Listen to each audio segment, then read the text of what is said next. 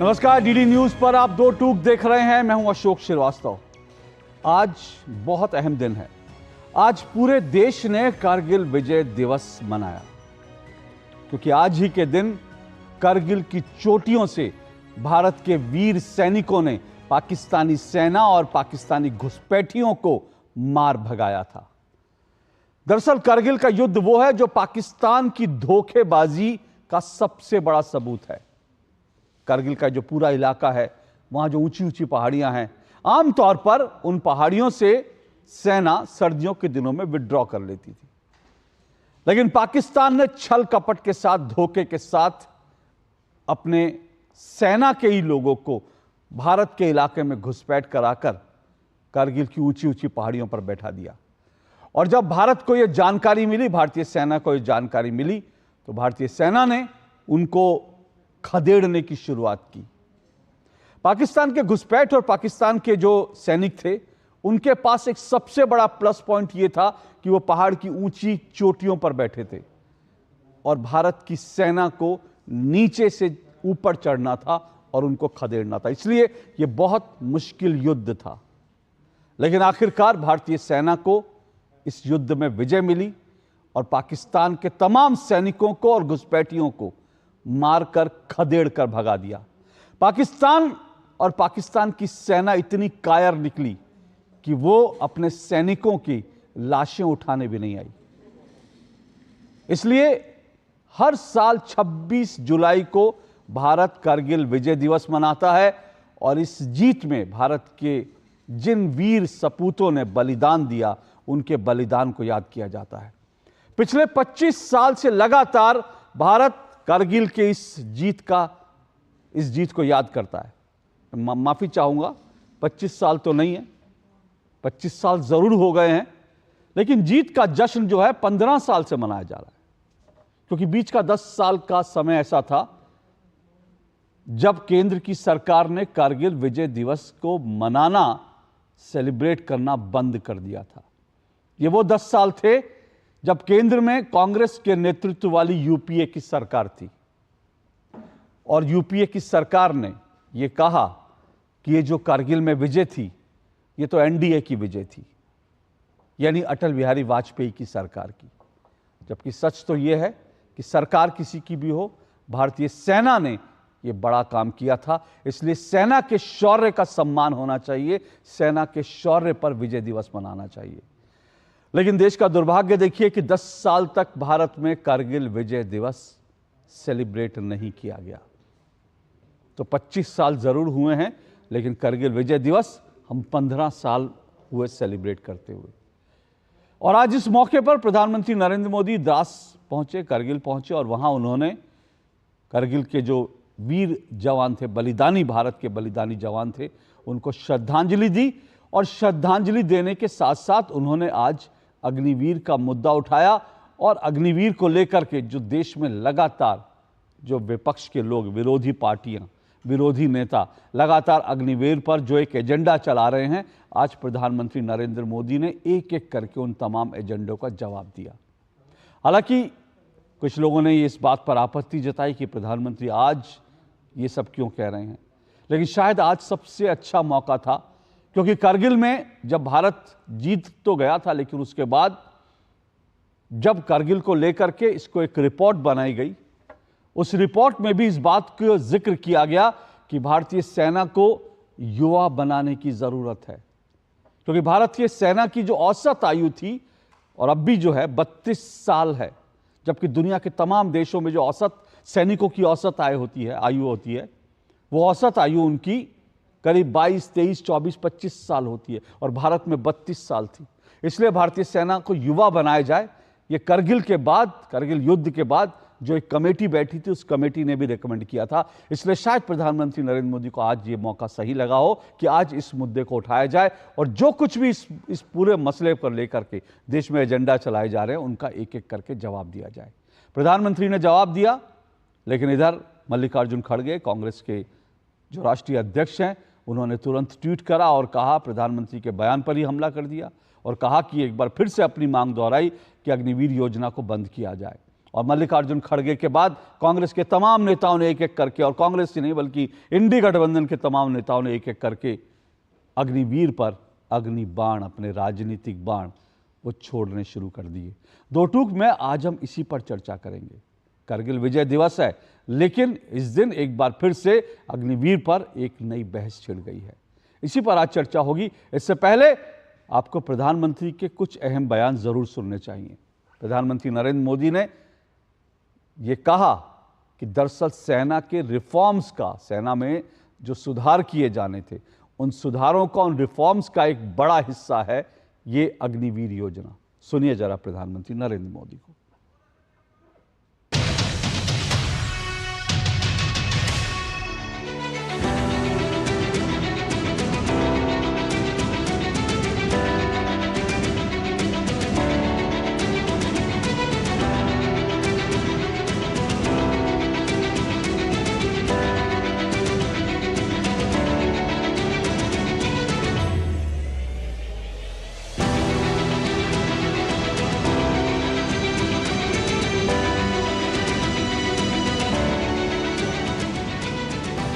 हमारी सेनाओं ने बीते वर्षों में कई साहसिक निर्णय लिए हैं।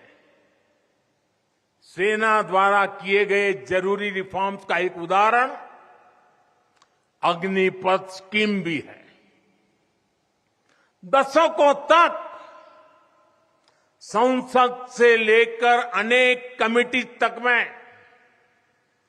सेनाओं को युवा बनाने पर चर्चाएं होती रही है। भारत के सैनिकों की औसत आयु, एवरेज एज, ग्लोबल एवरेज से ज्यादा होना, ये हम सबकी चिंता बढ़ाता रहा है। इसलिए ये विषय बरसों तक अनेक कमिटियों में भी उठा, लेकिन देश की सुरक्षा से जुड़ी इस चुनौती के समाधान की पहले इच्छा शक्ति नहीं दिखाई गई। शायद कुछ लोगों की मानसिकता ही ऐसी थी कि सेना मतलब नेताओं को सलाम करना, परेड करना। हमारे लिए सेना मतलब 140 करोड़ देशवासियों की आस्था। हमारे लिए सेना मतलब 140 करोड़ देशवासियों की शांति की गारंटी। हमारे लिए सेना मतलब देश की सीमाओं को सुरक्षा की गारंटी। अग्निपथ योजना के जरिए देश ने इस महत्वपूर्ण सपने को एड्रेस किया है।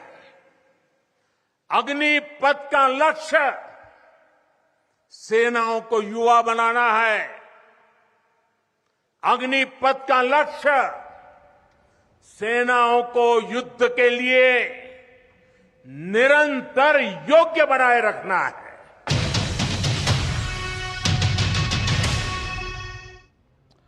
प्रधानमंत्री ने यह बताया कि एक रिफॉर्म्स के तहत किया गया और इसकी मांग बरसों से थी और इसीलिए अग्निवीर योजना को लाया गया। इस मौके पर आज प्रधानमंत्री नरेंद्र मोदी ने जब अग्निवीर योजना को लेकर तो तमाम बातचीत करी, उन्होंने साथ साथ जो विपक्ष इस पूरे मसले पर एक भ्रम की स्थिति फैला रहा है, विपक्ष पर भी उन्होंने जोरदार प्रहार किए और कहा कि सेना को लेकर विपक्ष का रवैया किस तरह से रहा है, उसको लेकर प्रधानमंत्री ने एक नहीं कई उदाहरण आज देश के सामने रखे। सुनिए जरा।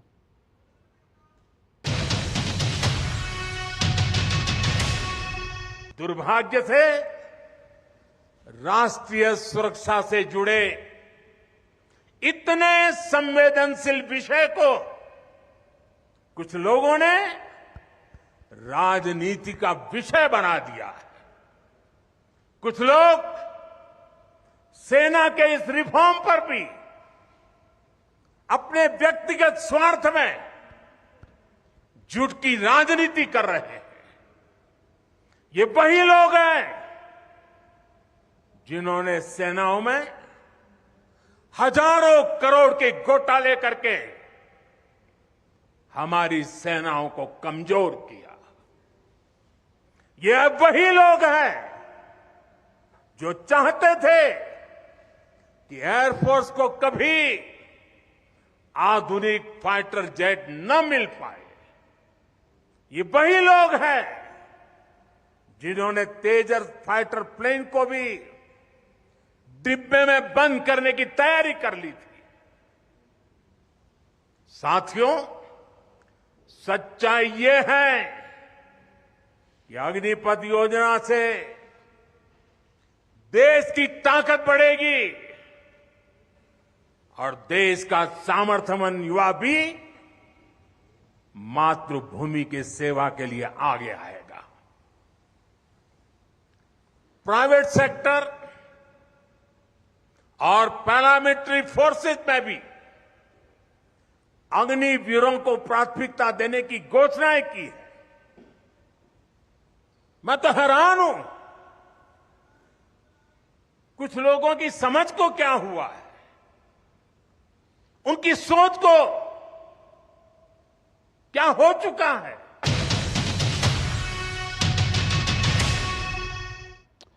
तो इस तरह से प्रधानमंत्री नरेंद्र मोदी ने विपक्ष पर निशाना साधा और एक और इंपॉर्टेंट बात उन्होंने कही, क्योंकि प्रधानमंत्री नरेंद्र मोदी ये बात बार बार अग्निवीर की जब बात आती है तो बार बार ये कहा जाता है कि पेंशन को बचाने के लिए, सेना की पर जो पेंशन खर्च होती है, जो पेंशन की रकम है, उसको बचाने के लिए प्रधानमंत्री नरेंद्र मोदी ने इस योजना को जो इंट्रोड्यूस किया है। इसको लेकर प्रधानमंत्री नरेंद्र मोदी ने आज दो टूक बात की, सुनिए जरा।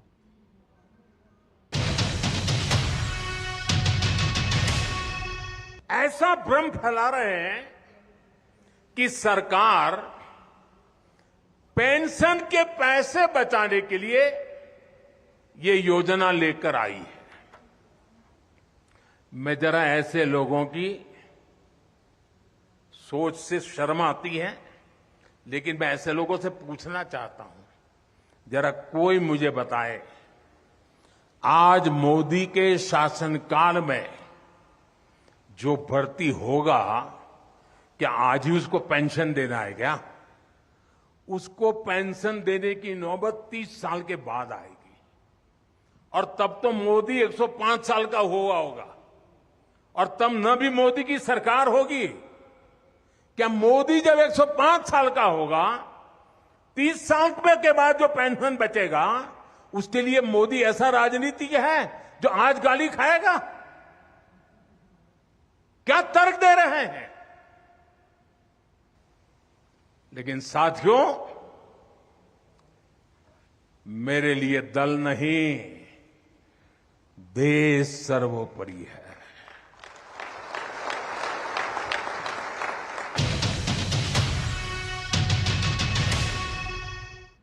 तो प्रधानमंत्री नरेंद्र मोदी ने अपने इरादे साफ कर दिए। उन्होंने कहा कि मेरे लिए दल नहीं, देश महत्वपूर्ण है और देश हित में ही अग्निवीर योजना लाई गई। लेकिन विपक्ष अपने इस मांग पर अड़ा है कि अग्निवीर योजना को बंद कर दिया जाए।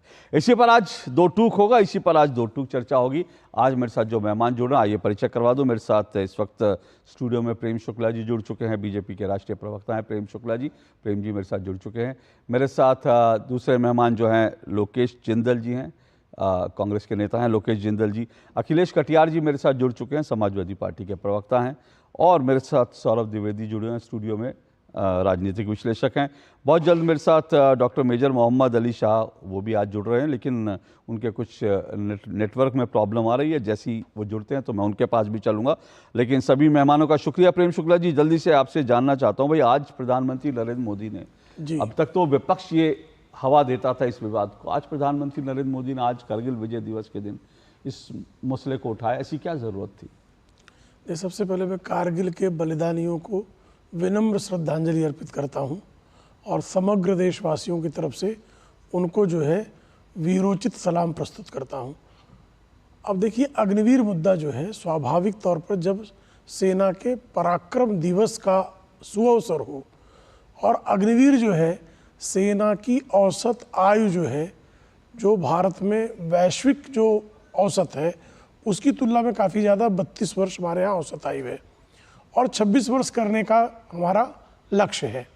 ऐसी स्थिति में सबसे उत्तम स्थान तो यही था कि जहां पर हमारे सैनिकों ने बलिदान देकर भारत के गौरव को संरक्षित, संवर्धित और भारत के तिरंगे को लहराने का पराक्रम किया है, उन पराक्रमियों के बीच में इस विषय पे रखा जाए। क्योंकि लगातार जो है एक अफवाह चीन और पाकिस्तान के समर्थन में कुछ भी करने के लिए जो तत्पर लोग हैं वो सतत भारतीय सेना के संदर्भ में जो अफवाहें फैला रहे हैं, उन अफवाहों का जो अफवाहें हैं, उन अफवाहों को पूरी तरह से समाप्त करने के लिए सत्य और वस्तु स्थिति जो है लोगों के समक्ष पेश करना आवश्यक आप ये था। बड़ा आरोप लगा रहे हैं, आप कह रहे हैं चीन और पाकिस्तान के समर्थन में इस तरह की अग्निवीर हाँ को है टारगेट ना, किया है जा ना रहा भाई। जब हमारे यहाँ जो है हमारे सैनिक जब जाकर घुसकर बालाकोट में ऑपरेशन करते हैं तो कौन लोग हैं जो उस ऑपरेशन पर प्रश्न चिन्ह पैदा करते हैं?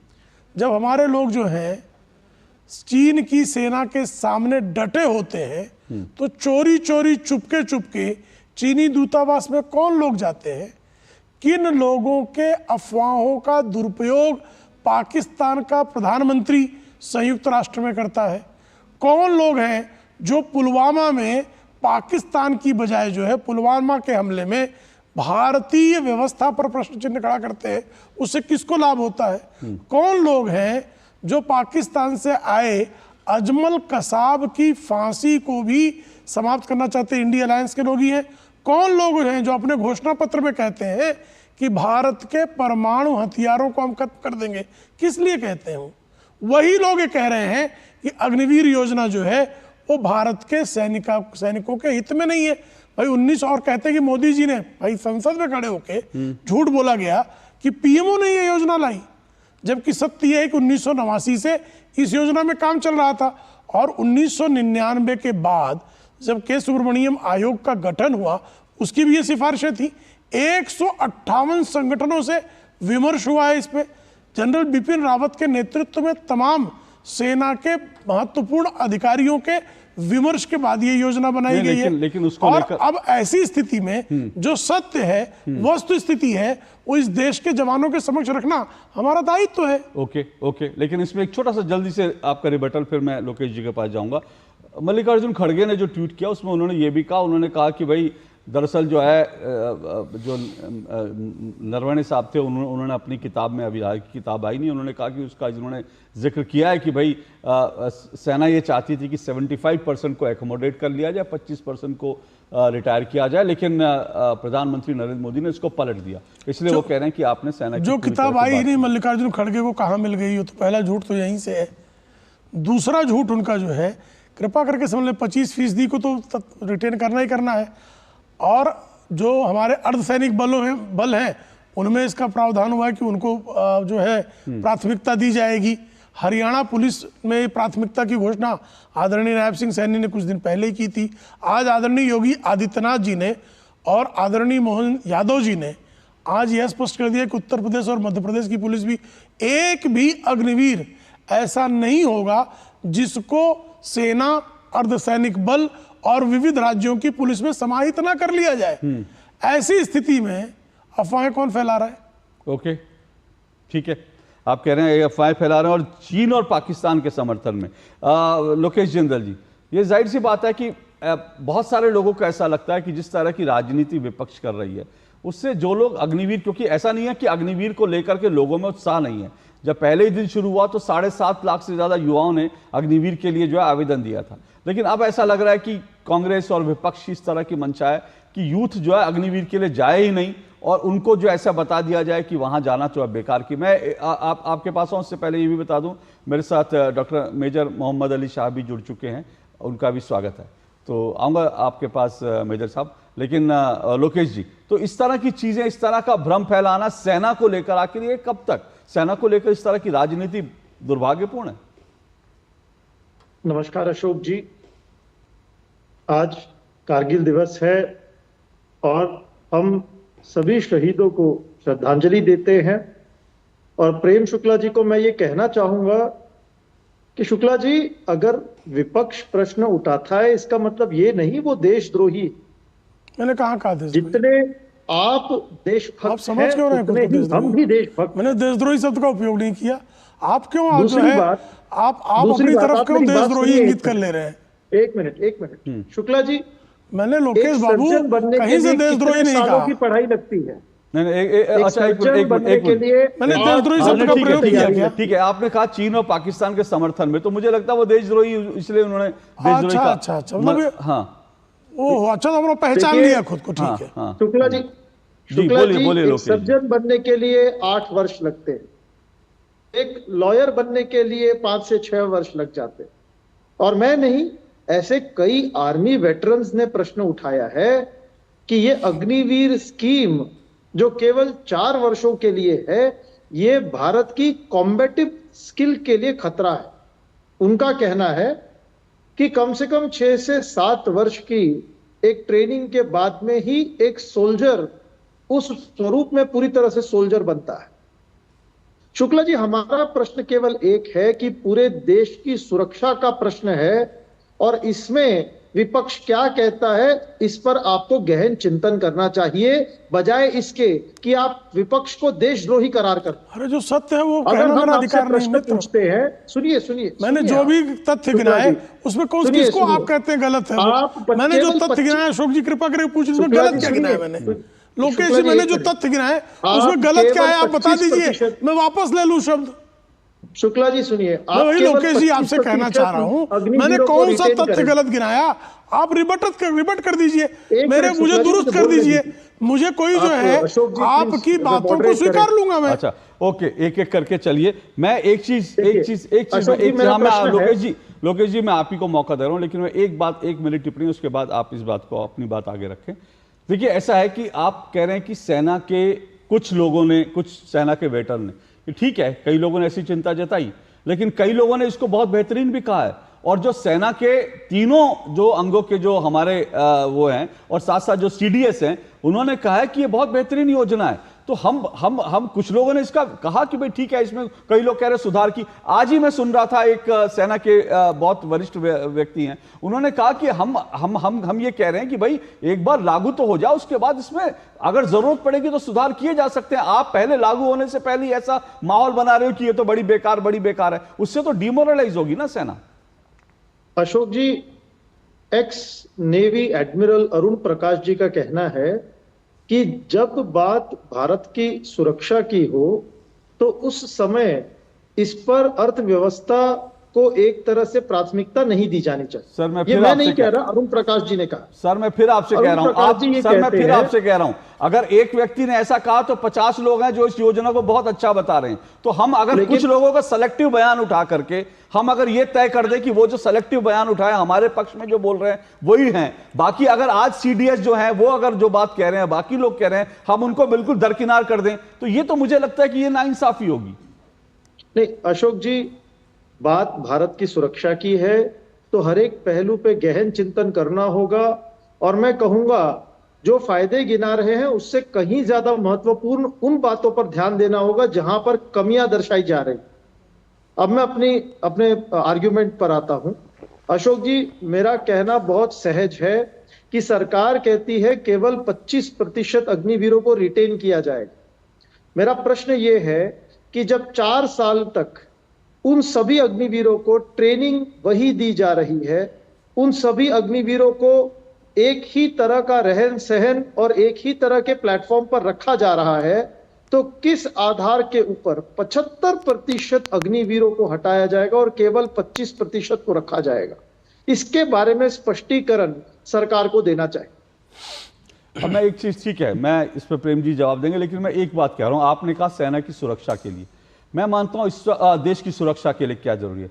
मैं मानता हूं इस वक्त देश की सुरक्षा के लिए सबसे ज्यादा जो एक जिम्मेदार व्यक्ति है वो कौन है? भारत का प्रत्येक नागरिक है। नहीं, प्रत्येक नागरिक है वो ठीक है। उनमें से सर भारत के प्रत्येक नागरिक हैं, लेकिन भारत में ऐसे भी नागरिक हैं जो फिलिस्तीन का झंडा उठाकर फिलिस्तीन जिंदाबाद के नारे लगाते हैं, सर तन से जुदा के नारे लगाते हैं। तो मैं तो नहीं मानता वो देश की सुरक्षा को लेकर चिंतित होंगे, इसलिए जनरलाइज मत कीजिए। मैं आपसे सीधा पूछ रहा हूं, भारत में सबसे ज्यादा अगर इस वक्त मैं कहूं, आपकी, मेरी जिम्मेदारी है, मैं यहां कार्यक्रम कर रहा हूं, आपकी जिम्मेदारी है, आप कांग्रेस का पक्ष रख रहे हैं। इस हिसाब से अगर देखें तो देश की सुरक्षा की जिम्मेदारी, सबसे बड़ा व्यक्ति कौन है जो देश की सुरक्षा की चिंता कर रहा है? मैं बता, वो सरहद पर जो दिन रात बंदूक लिए बैठा है, उस सिपाही की, उस सेनानी की सर सबसे बड़ी जिम्मेदारी। सर वो सिपाही सेनानी, कारगिल विजय सर वो दिवस है। सिपाही और सेनानी से बड़ी, मैं आपको बताता हूं सर, मैं बताता हूं सर, मैं बताता हूं सर, मैं बताता हूं सर, सुनिए सर मैं बताता हूं, बोलिए, हाँ बोलिए। उन सभी वीरों की, उन सभी आर्मी के, एयरफोर्स के, नेवी के जवानों की जिम्मेदारी है, और हमें इस बात का ध्यान रखना चाहिए कि किसी भी कारणवश उनके हक या उनके मान सम्मान जो को खड़े हैं, मुझे आप बताइए, एक मिनट, अब मेरे सवाल का जवाब दीजिए। जो एक एक सिपाही हमारे सेना पे, हमारे सीमाओं पर खड़े हैं, उनका जी सेनापति कौन है? हमारे आर्मी के जनरल है सेनापति, हमारे आर्मी के जनरल, हमारे सीडीएस, हमारे इस वक्त जो चीफ ऑफ डिफेंस स्टाफ हैं, वो उनके सेनापति हैं। तो मुझे तो नहीं लगता कि उन हमारे जो सेनापति हैं इन सिपाहियों के, उनसे ज्यादा चिंता या उनसे ज्यादा समझ आपको मेरे को होगी। मैं एक जनरल बात कर रहा हूं। मैं ये मानता हूं जो इस वक्त देश के सीडीएस हैं, उनको इन जवानों की सबसे ज्यादा चिंता होगी, उनको इस बात की सबसे ज्यादा चिंता होगी कि देश की सीमाएं सुरक्षित रहें, उनको इस बात की सबसे ज्यादा चिंता होगी कि भारत की सेना कमजोर ना हो। और उन्होंने ऐसा कोई बयान नहीं दिया, वो खुलकर कह रहे हैं, वो कह रहे हैं कि सेना को इस तरह से जो है वाइब्रेंट बनाने के लिए, सेना को जवान बनाने के लिए इस योजना की जरूरत है। मेरा सिर्फ इतना आर्ग्यूमेंट है। बाकी मैं फिर कह रहा हूं, आप लोगों के आर्ग्यूमेंट अपनी जगह, मैं उन सारे आर्ग्यूमेंट को लूंगा, मुझे कोई एतराज नहीं है। लेकिन मेरा सिर्फ आर्ग्यूमेंट इतना है कि हम किसी एक रिटायर्ड अधिकारी का एक बयान ले लेते हैं, लेकिन आज जो व्यक्ति जो है इन सेना को सारी जिम्मेदारी संभाल रहा है, उसके बयान को हम नजरअंदाज कर देते हैं। ये मुझे लगता है इस तरह का सेलेक्टिवनेस नहीं होना चाहिए। लेकिन प्रेम जी, आप जवाब दीजिए, उन्होंने एक सवाल उठाया था जी, फिर मैं आगे बढ़ूंगा। क्या है उनका प्रश्न? 25% लोगों को तो गुणवत्ता के आधार पर लेंगे, जो बेस्ट उसमें से होंगे सोल्जर्स, वो लिए जाएंगे। ठीक, शेष जो 75% है, अर्धसैनिक बलों में भी उनकी तैनाती हो रही है, विविध दलों के, विविध राज्यों के पुलिस दल में हो रही है, तो आपत्ति क्या है? क्या आपत्ति? और अभी आप पेंशन की बात से उठाते हैं, बार बार पेंशन की बात उठाते हैं। आप मुझे बताइए ना, 1971 में हमने जो है सबसे बड़ा पराक्रम किया, पाकिस्तान के 2 टुकड़े कर दिए, श्रीमती इंदिरा गांधी को भारत रत्न मिल गया, वन रैंक वन पेंशन नहीं आया, पेंशन की प्रावधान ही नहीं था आपके यहाँ। तो इसके लिए श्रीमती इंदिरा गांधी को गालियां देना शुरू कर देगा कोई? कांग्रेस की सरकार को कोसना शुरू कर देगा कोई? सेना के तत्कालीन जो हमारे सेनाध्यक्ष थे, उनके बारे में अपशब्दों का प्रयोग कर देना शुरू कर देगा कोई? सेना के पराक्रम को जो है कोई छोटा करना शुरू कर देगा कोई? मैं जनरल चौहान नहीं कर सकता ऐसे। मैं जनरल चौहान का बयान भी लोगों को दिखा रहा हूं ताकि पता। उन्होंने कहा कि राष्ट्र निर्माण के लिए ये जो योजना है ये बहुत जरूरी है। मैं 1 मिनट आता हूं, क्योंकि हम मुझे लगता है सेना को लेकर एक टिप्पणी जो है मैं डॉक्टर मेजर मोहम्मद अली शाह से ले लेता हूं, उसके बाद मैं राजनीतिक उस पर आऊंगा। डॉक्टर मेजर मोहम्मद अली शाह भाई, कुछ सैनिक जो हैं, कुछ पूर्व सैनिक जो है, कुछ पूर्व जो है अधिकारी, सैन्य अधिकारी, उनका कहना है कि भाई इसमें कुछ खामियां हैं, और कुछ लोग कह रहे हैं कि बड़ा दुरुस्त है। आखिर इसका निर्णय कैसे होगा कि ये योजना जो है ठीक है कि ये योजना में गड़बड़ है?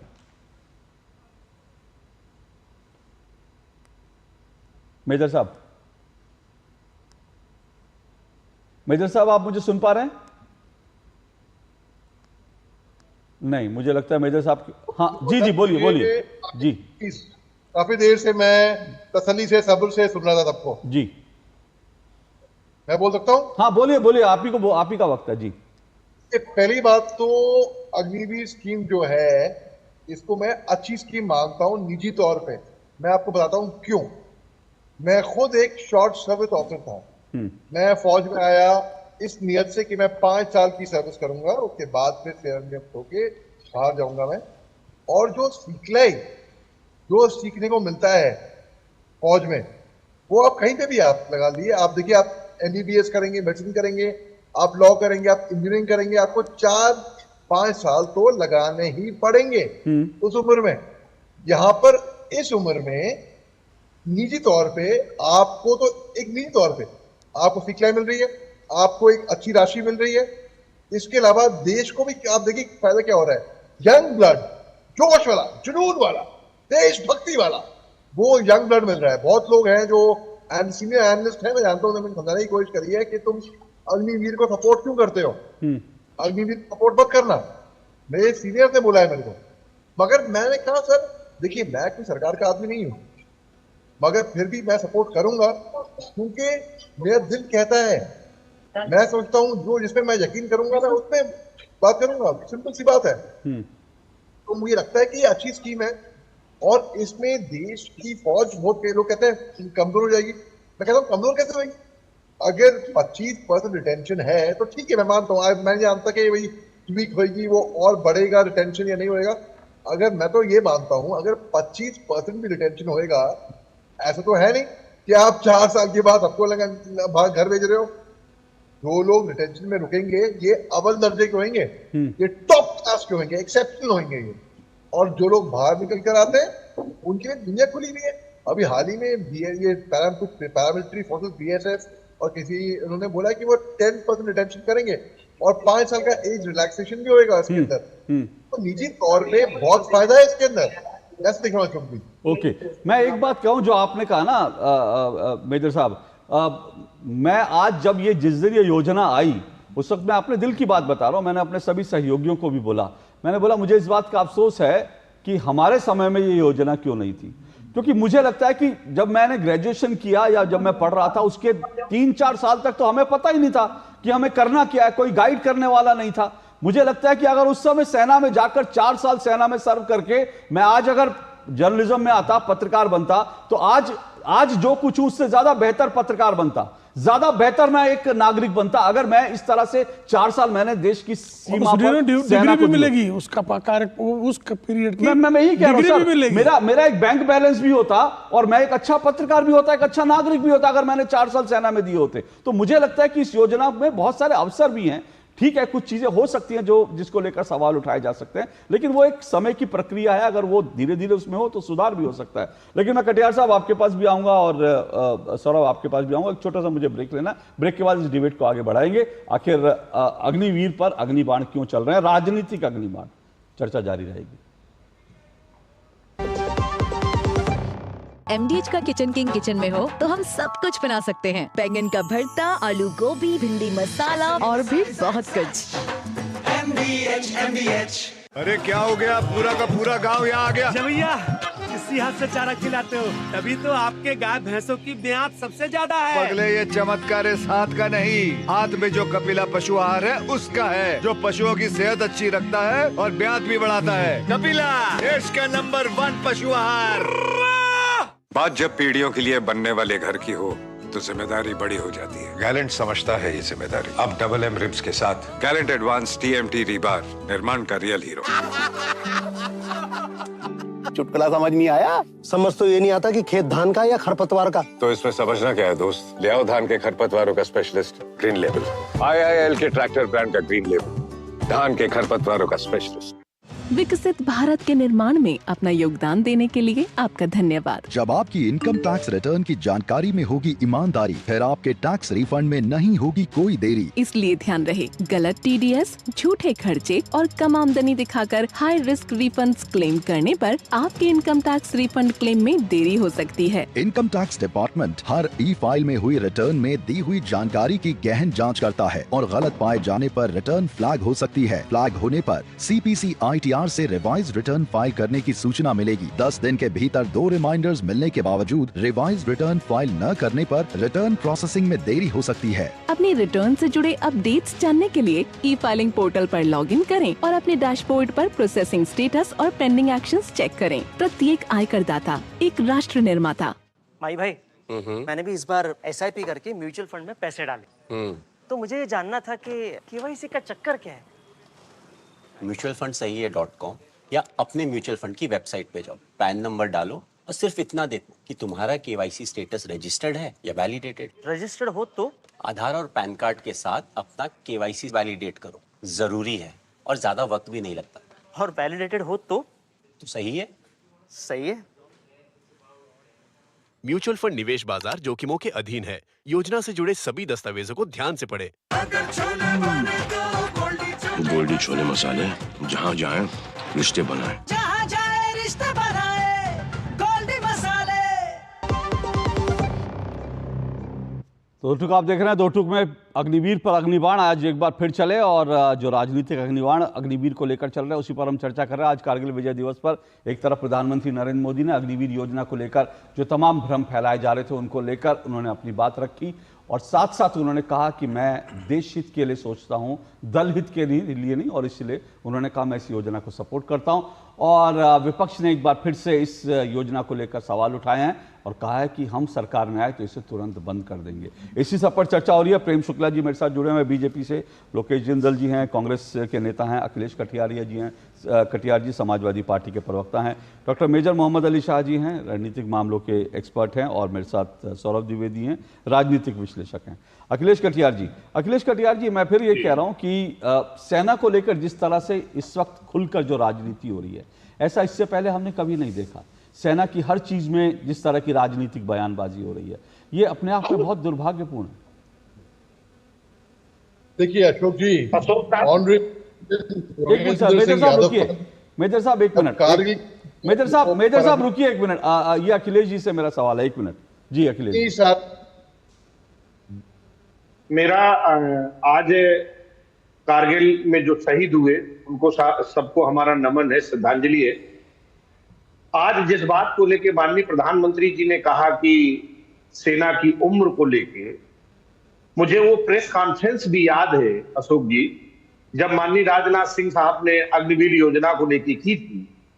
अगर आप पूरी प्रेस कॉन्फ्रेंस देखेंगे तो उस प्रेस कॉन्फ्रेंस में कहीं पे भी उम्र का हवाला आपको देखने को नहीं मिलेगा।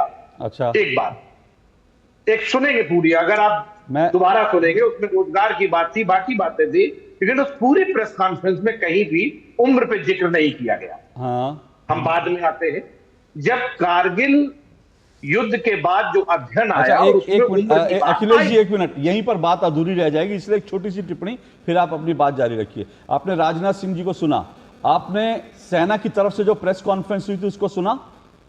उस प्रेस कॉन्फ्रेंस में सुनिए, मैं अभी आप ही के पास तुरंत आ रहा हूं। सेना की ओर से उस वक्त जो प्रेस कॉन्फ्रेंस की गई थी उसमें साफ तौर पर कहा गया था कि यह सेना को युवा बनाने की कोशिश है, एवरेज एज। तो होता क्या, आप लोग राजनीतिक लोग हैं तो राजनीतिक आप लोग बयानबाजी करते हैं, राजनीतिक प्रेस कॉन्फ्रेंस सुनते हैं, सेना को आप सुनते नहीं। मैं पूरी बात कर लूं अशोक जी, मैं उस पर भी आ रहा हूं। आपने मुझे बीच में रोक दिया, मुझे आपने पूरी बात कहने नहीं दी। जब कारगिल का मामला आया था उसके बाद 10 साल के बाद जो सेना ने ये महसूस किया तो 15 साल पहले बहुत कम उम्र के कमांडिंग अफसर बनाए जाने लगे, कम उम्र के कमांडिंग अफसर बनाए जाने लगे। और जो सेना का जो मैनुअल होता है वो बहुत क्लासिफाइड होता है कि किस व्यक्ति के किस उम्र पे क्या काम लिया जाएगा।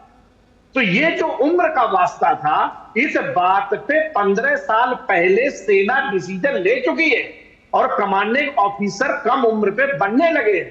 और जब अब जो कमांड करते हैं, लीड करते हैं, वो बहुत कम उम्र के कमांडिंग अफसर भारत की सेना में उस समय मौजूद है।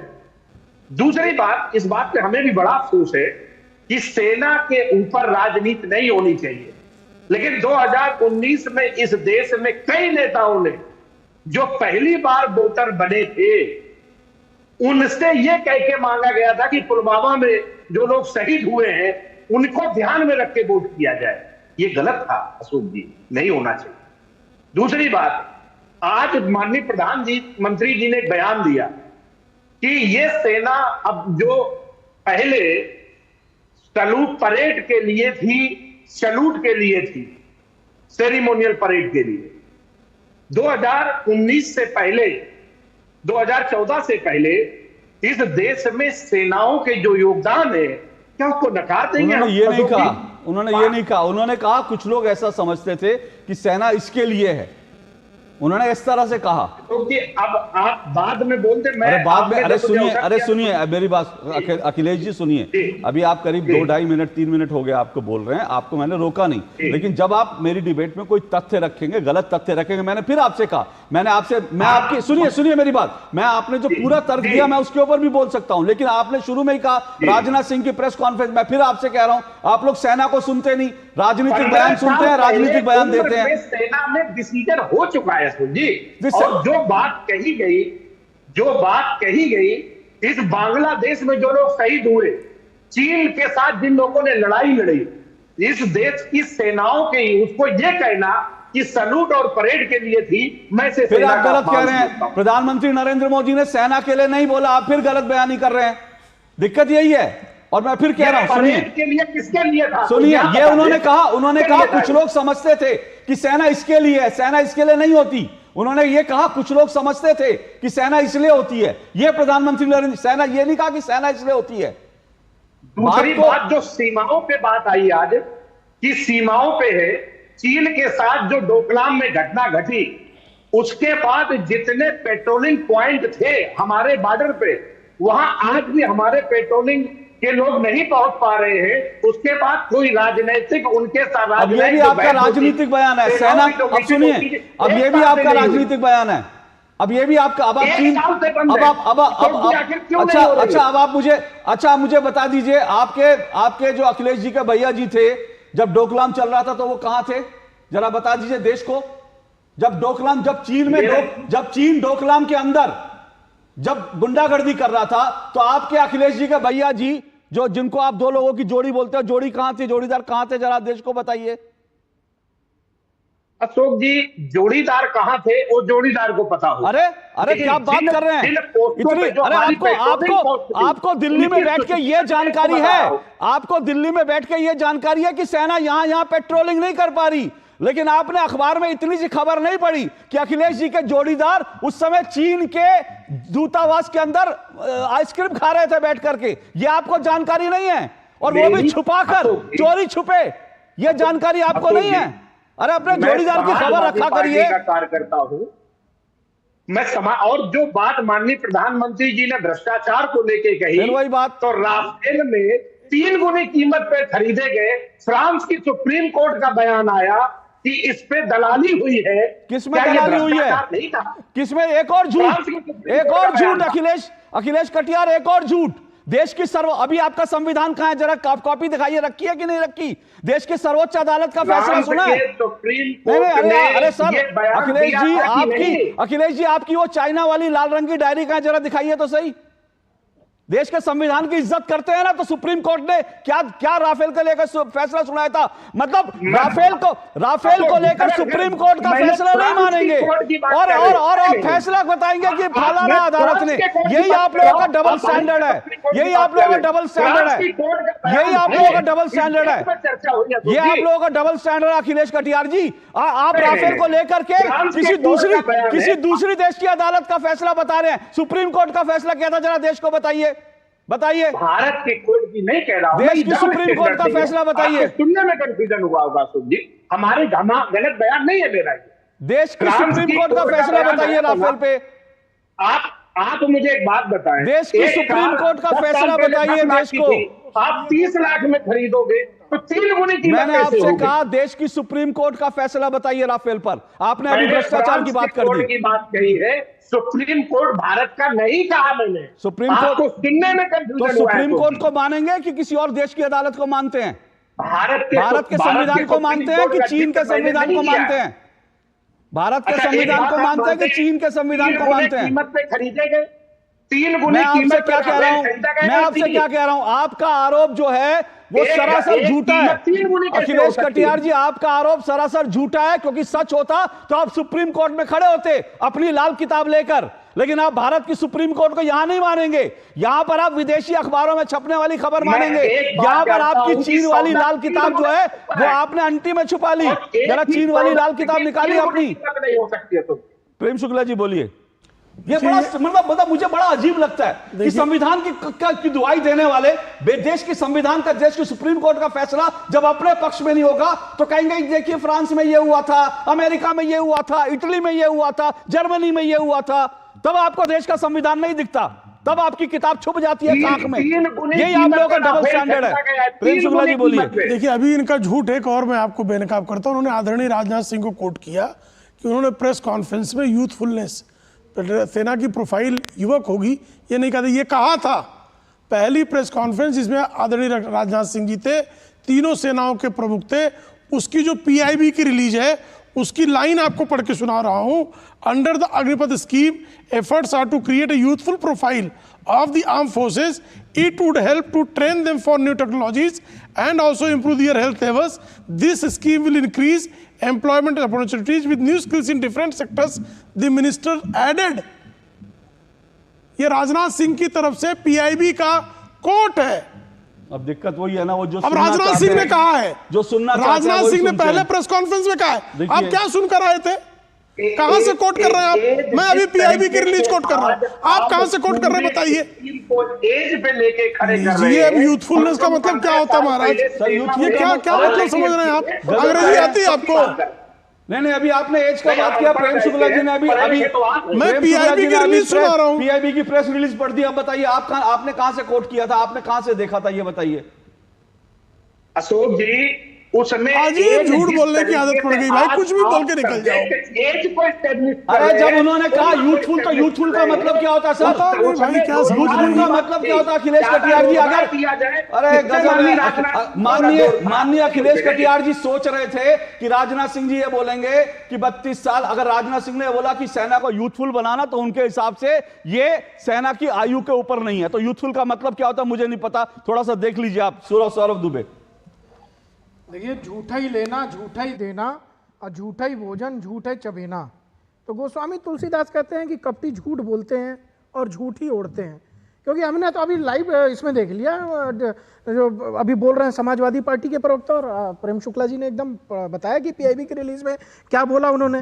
तो जब आप डिबेट कर रहे हैं, जब आप पैनल पे बोल रहे हैं, तो कम से कम आप झूठ तो असत्य को मत परोसिए ना, क्योंकि आपको जनता तो यहाँ पर देख रही है और यहां पर आप बच नहीं सकते झूठ बोल करके। देखिए, अग्निवीर जो योजना है, अग्निवीर योजना के पहले जो सिलेक्शन होता था, क्या उस सिलेक्शन में तनख्वाह कितनी होती थी? लगभग 21-22 हजार। आज जो वर्तमान में अग्निवीर योजना के तहत जो इसमें आपकी तनख्वाह जो जाएगी वो कितनी जाएगी? वो 30 हजार के आसपास। ये पहला टेक्निकल पॉइंट समझिए। दूसरा, जब आप रिटायर होते हैं तो आपके खाते में कितना आएगा?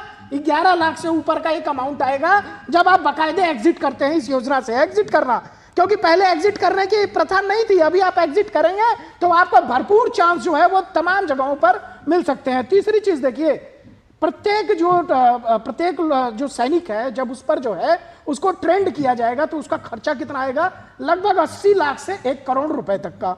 अब प्रत्येक सैनिक पे जो 80 लाख से 1 करोड़ रुपए तक का खर्चा आ रहा है और सरकार उसका वहन कर रही है, तो निश्चित रूप से देखिए, सरकार अपने घाटे के लिए तो नहीं करेगी कोई कार्य कि उसके राजस्व में घाटा हो। देखिए, पेंशन एक योजना थी और लगभग 5 लाख करोड़ जो है और रक्षा बजट है, और 5 लाख करोड़ में 1 लाख जो है 37 करोड़ के आसपास का जो है वो टोटल जो है पेंशन में जाता था। ठीक है, अगर आपको मशवरा देना है कोई, अगर आपको राय देनी है तो सरकार को राय देखिए, लेकिन जिस प्रकार से आप झूठ का जाल फैला रहे हैं, जिस प्रकार से आप भ्रम का भूत खड़ा करने की कोशिश कर रहे हैं, ये कहीं ना कहीं आपको भी नुकसान देगा। क्यों? क्योंकि एक देखिए, सबसे बड़ी बात, जो 17 वर्ष की उम्र में एक युवा जो भटक जाता है, जो कोकीन तमाम देखते हैं हम, चरस लेने लगता है, जो अपने क्षेत्र से भटक जाता है, क्या उसको ये सही रास्ते पर लाने की योजना नहीं है? क्या उसके अंदर स्किल डेवलपमेंट इस माध्यम से नहीं आएगा? क्या वो टेक्निकली रूप से स्ट्रांग नहीं होगा? और प्रेम शुक्ला जी ने भी बताया कि पहले साल के बाद दूसरे साल उसको डिप्लोमा मिलेगा और तीसरे साल के बाद चौथे साल उसको बकायदे जो है ये अग्निवीर योजना के तहत अग्निवीर की डिग्री दी जा रही है। मतलब जब आप इस योजना से निकलेंगे, जब आप एग्जिट होंगे, तो आपके पास बकायदे एग्जिट होगी और उसके बाद 25% पूर्ण रूप से जो है, जो अच्छे, जो मतलब अच्छे, और इसमें तो नहीं कह सकते, लेकिन उनका जो चयन किया जाएगा और बाकी जो 75% बचेंगे, 75% के लिए सीआरपीएफ खुली है, बीएसएफ खुली है, सीआईएसएफ खुली है, और साथ ही साथ उत्तर प्रदेश पुलिस खुली है, मध्य प्रदेश पुलिस खुली है। अरे आपको तो ये मैसेज देना चाहिए कि आपकी सरकारें जहां पर है कांग्रेस की और समाजवादी पार्टी अगर सरकार में आती है तो उसको कहना चाहिए कि इन अग्निवीरों के लिए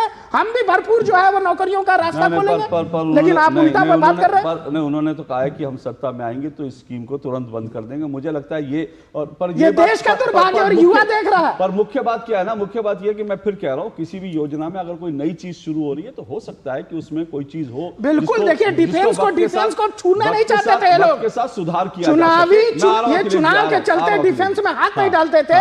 आज उसी डिफेंस में अगर रिफॉर्म की बात की जा रही है तो इनको पेट में दर्द हो रहा है कि भैया हम लोग तो जो इस तरह की अफवाह फैला करके जीत करके आए। ब्रेक ले रहा हूं, उसके बाद लोकेश जी, अखिलेश जी दोनों के पास आऊंगा। इस छोटे से ब्रेक के बाद बने रहिए मेरे साथ। बढ़िया है। प्राकृतिक हल्दी, मिर्ची, धनिया। नहीं, मिर्ची, धनिया, हल्दी, MDH।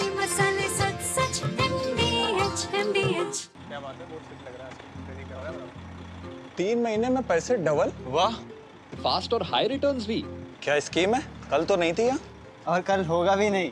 तूने कभी 5 ओवर में डबल सेंचुरी मारी है? ऐसे स्कीम के बहकावे में आके हम धोखा खा सकते हैं। और RBI कहता है अपना पैसा सुरक्षित रखो और समझदारी से निवेश करो। अगर ज्यादा रिटर्न के पीछे भागोगे तो रिस्क भी उतना ही उठाओगे। और फास्ट रिटर्न से बच के। और फास्ट बॉलिंग से भी। RBI कहता है जानकार बनिए, सतर्क रहिए। बात जब पीढ़ियों के लिए बनने वाले घर की हो तो जिम्मेदारी बड़ी हो जाती है। गैलेंट समझता है ये जिम्मेदारी। अब डबल M रिब्स के साथ गैलेंट एडवांस TMT रीबार, निर्माण का रियल हीरो। ये डाउट बहुत ही अमेजिंग चीज है, काम आसान कर देती है।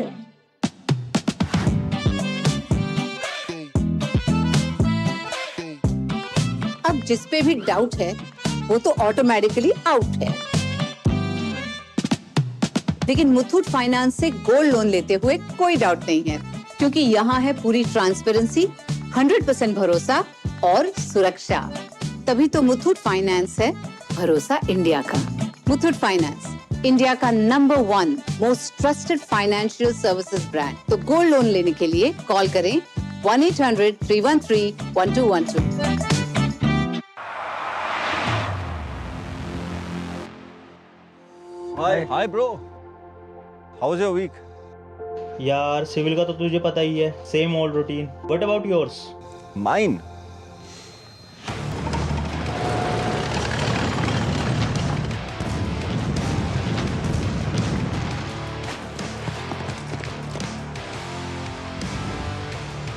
Mine was as exciting as ever. Join the Indian Army. माई भाई, मैंने भी इस बार SIP करके म्यूचुअल फंड में पैसे डाले। तो मुझे ये जानना था कि KYC का चक्कर क्या है? म्यूचुअल फंड सही है .com या अपने म्यूचुअल फंड की वेबसाइट पे जाओ, पैन नंबर डालो और सिर्फ इतना देखो कि तुम्हारा KYC स्टेटस रजिस्टर्ड है या वैलिडेटेड। रजिस्टर्ड हो तो आधार और पैन कार्ड के साथ अपना KYC वैलिडेट करो, जरूरी है और ज्यादा वक्त भी नहीं लगता। और वैलिडेटेड हो तो सही है। सही है। म्यूचुअल फंड निवेश बाजार जोखिमों के अधीन है। योजना से जुड़े सभी दस्तावेजों को ध्यान से पढ़ें। गोल्डी छोले मसाले, जहाँ जाए रिश्ते बनाए। जहाँ जाए रिश्ते बनाए, गोल्डी मसाले। चलिए, दो टूक आप देख रहे हैं और अग्निवीर को लेकर जो तमाम बहस चल रही है उसी पर हम चर्चा कर रहे हैं। जी कटियार जी, अपनी आप बात रखिए 30 सेकंड में, फिर मैं लोकेश जी को मौका दूंगा। जी जल्दी जल्दी, समय कम है। जी अशोक जी, मेरा सिर्फ इतना ही कहना है कि अगर सरकार का ये मानना है कि जितने भी नौजवान अग्निवीर योजना में आएंगे उन्हें हम सबको बाद में रोजगार उपलब्ध करा ही देंगे, तो जस्ट ये बात सरकार क्लियर कर दे कि इसमें से कोई भी नौजवान बेरोजगार नहीं रहेगा। सरकार की गारंटी है, उसे पैरामिलिट्री में या स्टेट गवर्नमेंट से ज्वाइन करा देंगे, मसला खत्म हो जाएगा ये। और दूसरी बात, ठीक है, हाँ बोलिए 10 सेकेंड। अगर मामला क्योंकि रोजगार से जुड़ा है, सब मानते हैं कि इससे रोजगार बढ़ेंगे, तो जो 25% सेना में जवान रहेंगे और 75% जाएंगे, तो उन 25% जवानों में कैसे चयन होगा और दलित पिछड़े समाज के नौजवानों को भी वहां अवसर मिलेगा आगे कंटिन्यू करने का। राजनीति, ये उत्तर प्रदेश पुलिस में यादव लोग को इन्होंने चुन चुन करके सेलेक्ट किया, अब सेना में भी ले आए राजनीति। देख लीजिए, मतलब कम से कम सेना को बख्श दीजिए सर, जाति पाति से कम सेना को जाति पाति। और दूसरी बात, एक चीज मैं जल्दी से सुनिए सर, मेरे पास समय नहीं, लोकेश जी के पास जा रहा हूं। सुनिए, आपने जो कहा ना, पता नहीं, हो सकता है मेरी तरह कोई व्यक्ति हो जो बाद में जो 4 साल वहां बिताने के बाद पत्रकार बनना चाहता हो, उसको कहां से सरकार नौकरी देगी? प्राइवेट सेक्टर में इतने सारे नहीं, ये सुनिए, प्राइवेट सेक्टर में आज बहुत सारी अपॉर्चुनिटी है, लेकिन आप जाति पाति में फंसा करके कि सरकारी की नौकरी होती है। मैं आज जहां हूं, बहुत सारे लोग प्राइवेट सेक्टर में बहुत अच्छी पत्रकारिता में नौकरी कर रहे हैं। तो बहुत सारे लोग, हो सकता है अग्निवीर में 4 साल बिताने के बाद कोई किसी प्राइवेट चैनल में बहुत अच्छी नौकरी करना चाहे, उसको आप क्यों बांधना चाहते हैं? जाति के चश्मे से बाहर निकल के देखिए। लोकेश जिंदल जी, जल्दी से आपका कमेंट। जी अशोक जी, मेरा कहना केवल यही है कि ये मुद्दा भारत की सुरक्षा को लेकर है तो ऐसा कोई भी कदम ना उठाया जाए जो जल्दबाजी का हो या फिर जिसका बाद में हमें बहुत जो है बड़ा नुकसान भरना पड़े। ओके। तो जितने भी पक्ष हैं जो इसके प्रति विरोध में है, उनकी बातें सुनकर उस पर गहन चिंतन कर ठीक है, और उनकी सभी बातों का एक आकलन कर ही आगे बढ़ना। प्रेम शुक्ला जी जल्दी से रिस्पॉन्ड कीजिए 30 सेकंड में। वो कह रहे हैं कि भाई सुरक्षा से जुड़ा मसला है, लोगों से बातचीत करनी चाहिए, सारा आकलन होना चाहिए।